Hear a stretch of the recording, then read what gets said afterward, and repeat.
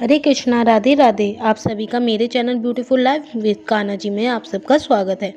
आज हम चैत्र कृष्ण पक्ष पाप मोचनी एकादशी की व्रत कथा तथा महात्म सुनेंगे।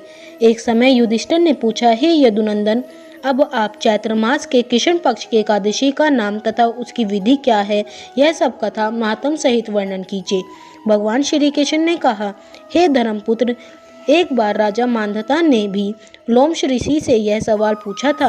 तब लोमश ऋषि ने कहा, हे राजन, चैत्र मास के कृष्ण पक्ष की एकादशी का नाम पाप मोचनी है। इसका व्रत करने के सभी पाप नष्ट हो जाते हैं। इस संबंध में तुम्हें एक कथा सुनाता हूँ। प्राचीन काल में चैत्ररथ नाम का एक सुंदर वसंत ऋतु युक्त वन था। वह वन में गंधर्व कन्या विहार करती थी और उसी वन में देवराज इंद्र भी अन्य देवताओं के साथ क्रीड़ा किया करते थे।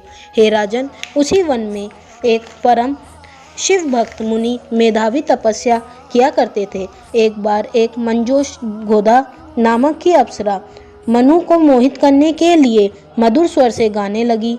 उस समय कामदेव भी शिव भक्त मेधावी मनु पर विजय प्राप्त करते हुए प्रयत्नशील थे। तब कामदेव ने मंजू घोषा अप्सरा के भ्रू को धनुष बनाकर कटाक्ष के प्रचंडा डोरी बांध उसके नेत्रों को संकेत बना और कुंचों को कुरी बना मंजो घोषा को सेनानायक बनाकर मनु के ऊपर प्रहार कराया। उस समय वह मेधावी मनु हष्ट-पुष्ट तथा युवा थे और कामदेव के समान सुंदर प्रतीत होते थे। कामदेव के वश में होने वाले मंजू घोष अप्सरा ने मधुर वाणी से धीर धीर गाना शुरू किया। वह मनु भी उसके सौंदर्य तथा गायन को मधुर हो गए। तब मंजू घोषा ने मुनि को कामदेव से पीड़ित और अपने ऊपर आसक्त जानकर जिस प्रकार लता वृक्ष से आलिंगन करती है, उसी प्रकार वह अप्सरा भी उस मेधावी मुनि से आलिंगन करने लगी। मेधावी मुनि भी काम के वशीभूत होकर उस अप्सरा के साथ बहुत काल तक भोग करते रहे। एक दिन मेधावी मनु ने मंजू घोषा से कहा, हे नाथ, अब मुझे यहाँ रहते बहुत समय व्यतीत हो गया। अब आप मुझे स्वर्ग जाने की आज्ञा दीजिए। अप्सरा के ऐसे वचन सुनकर मुनि ने कहा, हे सुंदरी, तुम आज और अभी इस संध्या को तो आई हो, अतः कुछ समय तक मेरे पास और ठहरो। प्रातः होते ही चले जाना। मुनि के आग्रह करने पर अप्सरा ठहर गई और कुछ काल वहीं रहकर भोग विलास किया। एक दिन फिर उस अप्सरा ने मुनि से स्वर्ग जाने की आज्ञा मांगी। मेधावी मनु ने कहा कि हे देवी, अभी तो कुछ ही समय नहीं हुआ है अनंत, अभी कुछ देर के लिए और ठहर जाओ। अप्सरा ने कहा, हे मुनि, आपकी रात्रि का तो कभी अंत नहीं होता, नहीं दिखाई देता। मुझे यहाँ आए बहुत समय बीत गया है।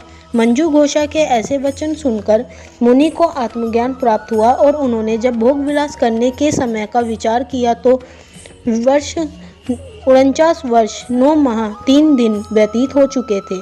यह सोचकर मुनि उस अप्सरा को काल रूपी समझने लगे।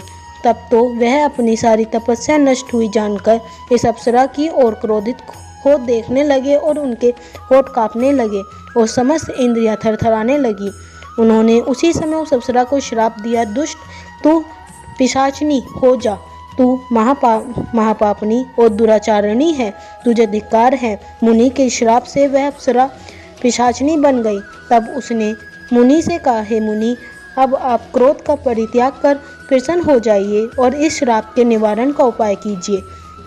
इतनी बात सुनकर मुनि ने शांत भाव से कहा, अरे दुष्ट, तूने मेरा सारा तप नष्ट किया और परंतु फिर भी मैं तुझे इस श्राप से मुक्त होने का उपाय बताता हूँ। तू चैत्र मास के कृष्ण पक्ष की पाप मोचनी एकादशी का व्रत कर। इसके करने से तेरी यह पिशाचनी देह छूट जाएगी और तुझको मुक्ति मिलेगी। तब मुनि ने उसे व्रत का विधि विधान आदि सब बतला दिया और मेधावी मनु अपने पूज्य पिता श्री वंशीय ऋषि के पास अपने पापों का प्रायश्चित करने चले गए। च्यवन ऋषि अपने पुत्र को देखकर बोले, पुत्र, तूने यह क्या किया? तेरे समस्त तप का नष्ट हो गया। तब मेधावी मनु ने कहा कि हे पिता, मैंने बहुत बड़ा पाप किया है, अतः कृपा कर आप मेरे इन पापों को दूर करने का उपाय बताइए। च्यवन ऋषि ने कहा कि हे पुत्र, तुम चैत्र मास के कृष्ण पक्ष की पाप मोचनी एकादशी का व्रत किया करो। इसके करने से तुम्हारे समस्त पाप दूर हो जाएंगे। पिता की आज्ञा से मेधावी मुनि ने विधि पूर्वक उस पाप मोचनी एकादशी का व्रत किया, जिसके प्रभाव से उसके समस्त पाप दूर हो गए। इधर वह अप्सरा भी पाप मोचनी एकादशी का व्रत कर अपने समस्त पापों से मुक्त हो गई और पिशाचिनी देह छोड़कर सुंदर रूप धारण कर स्वर्गलोक को चली गई। लोमश ऋषि बोले, हे मानधता, इस पाप मोचनी एकादशी के व्रत के प्रभाव से मनुष्य के समस्त पाप दूर हो जाते हैं। इसकी कथा सुनने, करने, पढ़ने तथा पढ़ने से 1000 गौदान का फल प्राप्त होता है। इसी प्रकार यह महात्म समाप्त हुआ। हरे कृष्णा, राधे राधे।